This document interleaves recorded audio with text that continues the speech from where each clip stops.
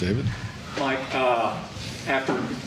do you have a little better idea than maybe you had last night of why you were unable to do anything offensively and what do you need to do to be better going into this game?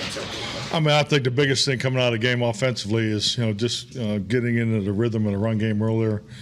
I think obviously would have led into more production, particularly in the protection part of it. So I think the fact that we didn't, establish the line of scrimmage consistently just factored in some big plays for their defense. Again, short term, what is it looking like on the players that are dealing with issues going into this game? Do you have a good feel that any probably will be able to play Thursday or still too early? Anybody specific? C.D. Lamb, Donovan Wilson. Donovan Wilson will not be available this week. CD was in all the meetings today, so we're hopeful he'll make it through the protocol. And Tyron, we're definitely hopeful we'll be ready to go. I think it said both shoulder and chest for Donovan on the injury report. So what did he suffer yesterday, or where's he at? The specifics of it, we're still working through the exact. I think I'll let the medical people release that. So it was an issue that he suffered on the play with Mahomes going out of bounds, and so they had some complications from the bruise.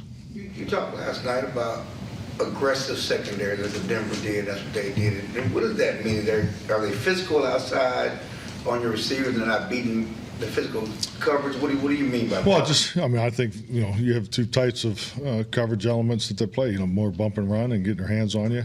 Trying to redirect your routes and obviously free access. So we're seeing more aggressiveness, in the bump and run, more redirect. The officials let us play outside, and we got to do a better job beating those types of techniques. When you talk about the not establishing the run game, was it kind of come in to be aggressive early, and if he gets that pass to Gallup on play one, maybe things change? Can you look at it that way? No, definitely. No, I think that's exactly the way you look at it. I think anytime you go into an opposing stadium, particularly in that environment, I think if you hit that first play, the course of the game could change some. Definitely, there's no question in my mind.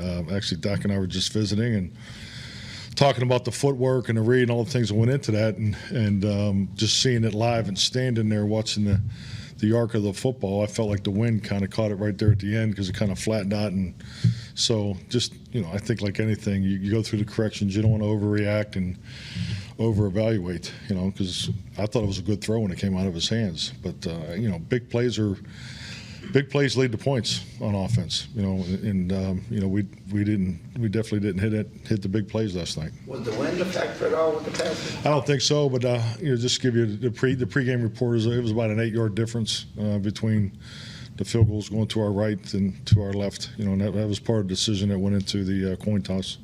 We talked a lot about, for the Denver game, the physicality and the approach coming out for that game. Is there any element, obviously it's noisy, but did you get a sense that maybe some guys were even too amped up for such a big game at the start of this one? I don't know about amped up. I know they definitely were excited to play. I think everybody was into the matchup and, the uncommon opponent. We had coaches that had never been in that stadium, so, we're human. We look forward to, those types of the competition of playing against a former, world champion, and so I wouldn't say they were too amped up. I thought the pregame was smooth, and there's nothing leading into that would make me think that we were, too excited. How do you handle those bump and run types of situations your receivers are in? Is it just try to get off first? Is it technique? How do you try to combat some of those things? It's technique. It's something you work on. Obviously we play bump and run on defense too. So, when you put together the passing game and in the type of routes you run, and you're obviously or some are better than others in defeating bump and run. But also it's really what bump and run does to the offense is it puts you in a little bit of a different time clock. So the patience of bump and run, the protection component tied to those situations, it's all part of it. your losses have all come against uncommon opponents? Are there trends between those that you can take, or do you think they were all kind of case by case? It's a good point.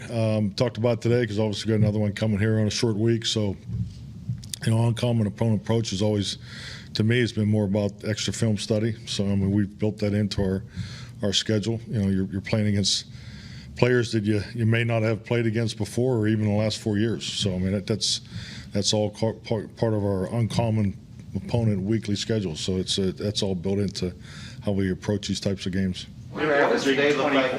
What does today look like with the review of the game, and then how quickly do you go to the Raiders? Well, we went right into the Raiders this morning. The review of the game was more done individually between the players and the coaches. Obviously with today's technology, most of our players have already watched the game before they get on the plane. The coaching staff is grading the game on the plane. So, the coaching staff has the plane, has the game graded before, pretty much most. It was a shorter flight last night, but so that's our normal process. So, but we didn't have the normal correction meetings that we would have on a Monday. We jumped right into the Raiders this morning. I think you're averaging 20 yards less a game against that division than you are every other team in the league. Are the Raiders defensively similar to what those other three teams have done, or how do they differ? Is there? That's a cool stat.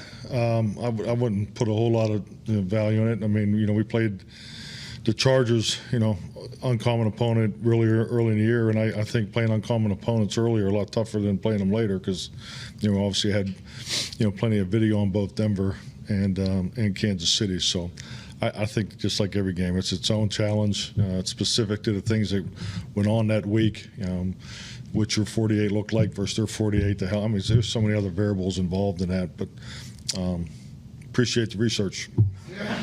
Micah said yesterday he talked to the refs about being held a little bit. Do you like that out of your younger players, your rookies, to talk to the refs about what they're seeing, or would you prefer the veterans do that? To me, it's part of the education and promotion of how you evolve in this league. We talk about the officials no different than we talk about, not to the extent, but, I actually put the officiating crew, put their names up on it. They're part of our Saturday meetings, and, I want everybody to have a name with a face, and, I think the interaction between officiating and players and coaches is important.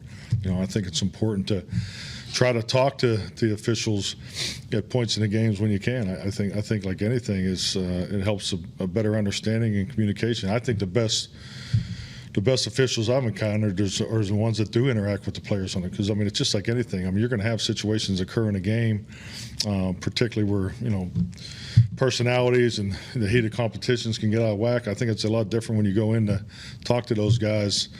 If you have talked to them or have a relationship, as opposed to I've learned that from coaching the quarterbacks.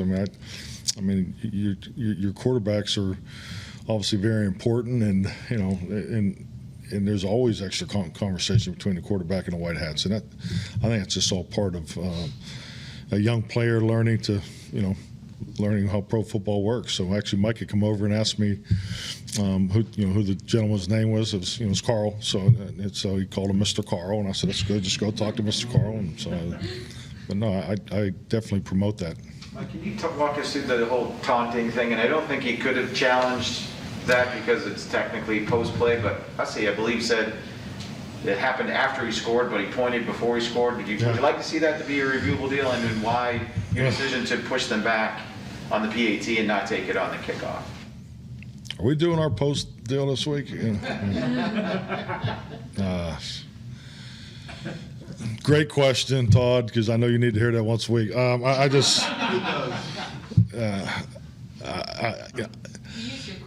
think the taunting. I think we all agree with the intent of it, and I think, like a lot of things that I've seen coming in the league, and I just remember, coaching the free safeties when we were really trying to take the helmet out of the game, and how you had to teach your safety to defend the ball across the middle. And so to me, it's when you're trying to change something in the game of football, and I don't think anybody disagrees with we don't want taunting, but I think it comes through education and repetition. I'm not a big fan of it being part of regulation on game days, and because I think what happens is, and it happens every week, is you have different interpretations, and it's not consistently officiated, and I think it puts the officials in a really tough spot. I think it's given them a bigger challenge on Sundays, and frankly, I think their job's big enough. So, is that a good enough answer for you? How about, Yeah, I mean, Do you wish that was reviewable because of where the? Well, I mean, now we're going in. Now you got two questions: is reviewable versus not reviewable. I mean, we could talk about the play that was reviewed that wasn't supposed to be reviewed. That so I mean, yeah. So.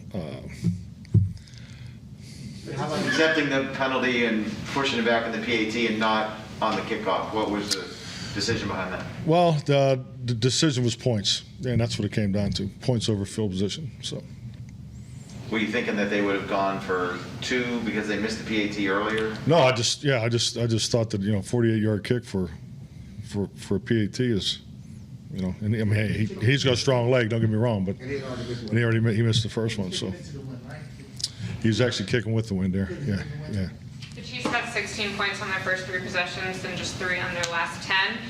Was this one? How did this performance for your defense compare to the ones earlier? It's definitely a performance we'll continue to grow off of. I was very pleased with a lot of things that happened on the defensive side of the ball. I thought they responded to and it's the energy in the building was electric to start to start the game, and I think really as a football team, especially on defense, the run that we had during the second and third quarter of I think it was 5 3 and outs. So I think once our defense settled in, they really gave us a chance to win the game.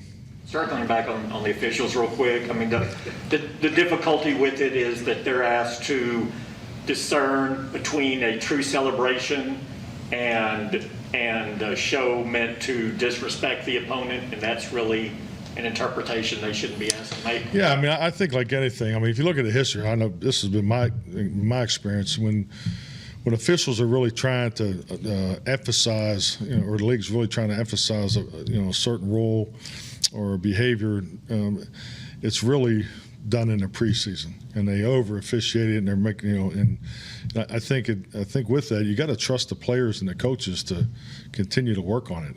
I just think it's tough when you have this, when it's causing, it's factoring in the outcome of games, and that's a challenge, and I don't think anybody could be a fan of that. You said you talked to Dak about his footwork. What's his mindset? I know last night he said he was pissed off. Yeah, definitely. I think we were all disappointed, but I actually just had a nice visit with him, and he's moved on to the Raiders, and I think like anything, you normally need to get things flushed out of your system on Monday, one way or the other. I mean, you can't just dwell on the victories too. So, and playing in the Thanksgiving game, obviously he has a lot of experience playing in this game. So I think he's done a good job turning the page. Does a short week help? I mean, I know you guys just because you have to put it out your mind and get on. Yeah, definitely. I mean, I think the fact that we play on Thursday, and he has a lot of experience, so he's in a good headspace right now. Yes. Yeah, we're like I said, we worked on we've already installed normal down and distance and started on third down today with the team. To what degree will y'all practice this week, and given the shortened week, how do you gauge whether Tyron's ready for Thursday? Well, it was a big part of his workout yesterday. Britt really wanted to push him yesterday, and everything was positive coming out of the workout and how he felt today. So, yeah, I mean, tomorrow will be probably somewhere between a Friday mock game and a Saturday launch practice mode. So it'll be a heightened walkthrough, jog-through type practice. So, and then our Wednesday practice will be the same speed that we do on Saturday. So that hey, Tyron's played a lot of football. I mean, he knows his body better than anybody. So if he's ready to go, he'll be in there. Yeah, DeMarcus and Urban. I think Gallimore warming up. How do they feel coming out of that workout? Coming on, I think you'll see. I think you'll see DeMarcus. He'll be activated here shortly. In the near future. So he's chomping at the bit. So I think the other two have a little more work to do. Activated but not have a chance to play this week, or is that a possibility? thanks, Mike, for the scoop today. Yeah, I mean, so it's the first things first. Yeah. Will CD, the fact that he was in the meetings has to be viewed as Yeah, an that's encouragement? positive. Yeah, no, I mean, it's, once he gets, there's different levels of the protocol, so the fact that he was in the meetings today is definitely a big step in the right direction. How about Zeke, Mike? Is this I'm sorry? Zeke with the knees is something you feel like you can push through? I think he will. I mean, he's. You got to remember when I ask the players, it's usually I'm fine, I'll go. So, but the conversation with the trainers, I have no reason to think he won't go. Probably the best way to answer your question. You've had a lot of success this year with when you've lost players, other players stepping into that role and performing. Did you hit a little bit of a diminishing return on that in this past game, or was this just one of those games? I don't know about diminishing return. You have to win that way. I mean, that's why. I mean, this is the ultimate team sport, and I mean, we have 17 games now, so unfortunately, we're probably going to have more challenges like that moving forward. I mean, we're going through a COVID situation now too, so this is today's NFL. So it's part of having a successful regular season. I mean, you're not going to line up with your first team all 17 weeks. It's just not practical. Anyone else on the COVID list now? Or just Cooper? Cedric Smith. Just our assistant strength coach. And, Does that change anything to the protocols that you guys are in as a coaching staff? well, the mandate starts on the 25th. For going back to full protocols, we actually put them in place today, so we're fully masked indoors. How did McGovern play in Grey Isle? Played okay. I mean, he's had some tough spots. I think, obviously it wasn't a great game for us up front as a whole. So, I don't think we can all do better. Will he continue to go at left guard? Yes, I see him as the left guard this week. In your experience as a play caller, when you lose a guy of Amari's caliber that late in the week, how much extra work does that create for your game plan, or do you just kind of plug a new guy into what you're going to do? No, I mean, that's a great point. I think really the timing, number one, is something you got to really take a look at. But the fact of the matter, we're going in with 6 receivers, and we felt the concepts of regularity we would just stay with, but the things that we had tagged for certain individuals, we just had to move that around a little bit because you want to. Make sure you just want to have one player that can just run this play. You always want to have it backed up. So just getting those particular situational calls ironed out was probably really the only challenge.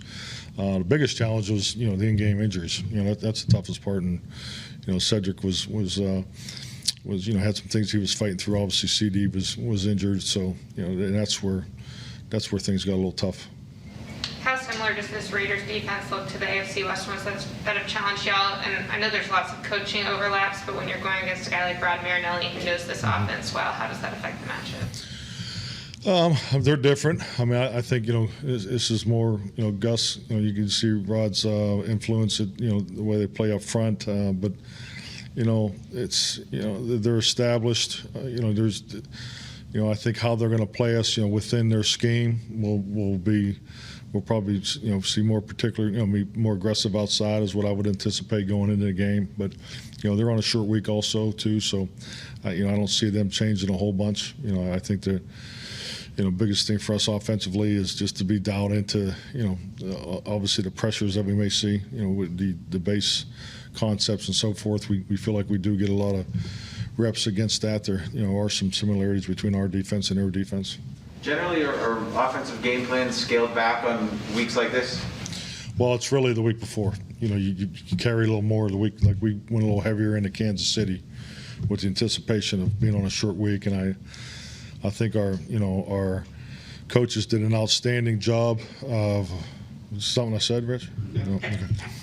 Our coaches did a really good job in the pre-planning.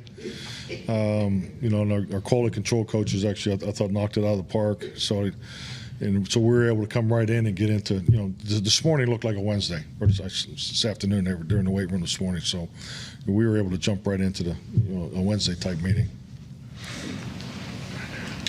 Do you have anything for us? Okay. No. You mentioned the run game. I just want to go back to that. Do you feel that you didn't run it enough? Just give yourself more opportunities at it, or was it what they were doing led you to not run it as often? Well, I think, stating the obvious. You look at the productivity of our offense. It's when the ball is distributed, with between rushes and completions, we're a juggernaut. And we didn't get the ball distributed. And part of that is we normally run the ball 30 plus times. And that's when our numbers are at its best. That's part of the equation. So. But hey, it's different when you're in the game and you're calling it. How you handle certain things that go on throughout the game. So yeah, it's just a little bit of a little more efficiency on first and second down. I think particularly would have been beneficial. So, but we'll get back at it this week against the Raiders. Have you been in games before when you're calling games where, again, you had that number in mind of what's best for your team going into the game, but like you say, each series kind of takes on a little bit different tone, and then in the third quarter or something, you look up and go, well, I'm so far away from it now. Do I get back to it? Do I just continue to do what I'm doing? Well, I think that's part of play calling and the experience of it too. You always have a course and a path that you want to set the game on. You have how you want to attack them. Everybody works on how you start the game, the first 15, and no different than how our defense looks as offenses. So we're very, very in tune with how those first 15 plays are called. But the discipline is to try to get back on course when they knock you off course. And that's the true challenge, and that's always the challenge in these type of games. And and the other factor, I think we talked about it earlier, is big play production. I think it was. Talk about big plays as a team. I think, if I recall, is they had 9 big plays. We only had 3 in the first half. That's so that was probably a big part of the difference between the scoreboard. Because other than that, like you said, we never felt that we were out of the game. We just felt that we weren't being efficient enough to put drives together and score touchdowns as an offense. Because defense did a nice job keeping us in the game. Thank you. Thank you. Hey, Mike? Yes.